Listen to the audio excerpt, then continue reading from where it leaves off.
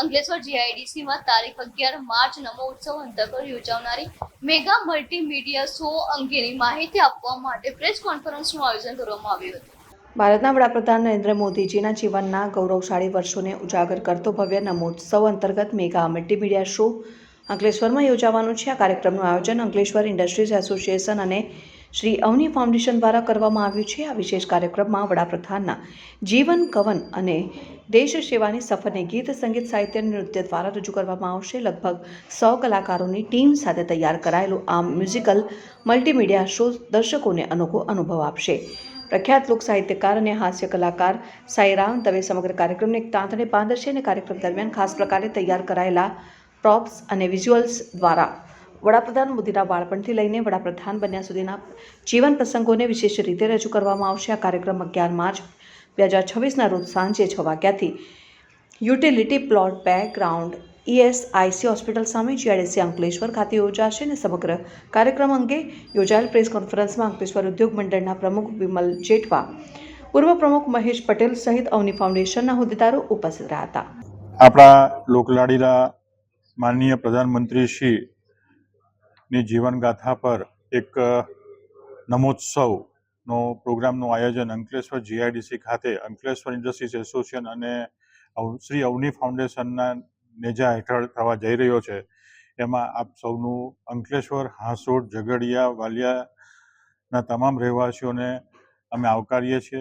સાથે સાથે આ પ્રોગ્રામ સાંજે 6 વાગે અંદાજિત સમય ચાલુ થશે। ભોજનની વ્યવસ્થા બી રાખેલી છે।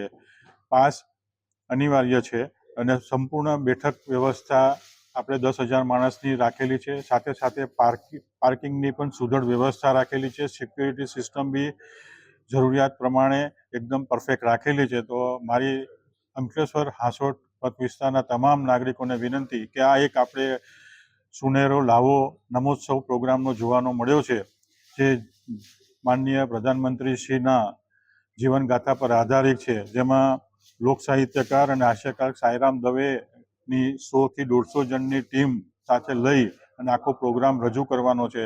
તો આપણે સૌ સાથે મળી અને આ પ્રોગ્રામની લુપ્ત ઉઠાવીએ અને માનનીય મોદી સાહેબનું જે જીવનગાથા છે, ચરિત્ર, એમની પર જે ફિલ્મ બની છે એ સાથે મળી અને નિહાળીશું।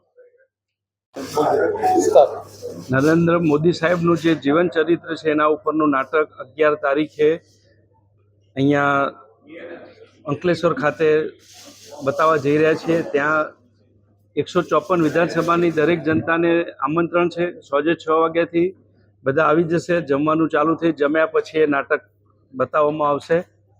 સાઈરામ દવે દ્વારા 100થી વધારે કલાકારો અને સહયોગીઓ દ્વારા આ કાર્યક્રમ પ્રસ્થાપિત થશે।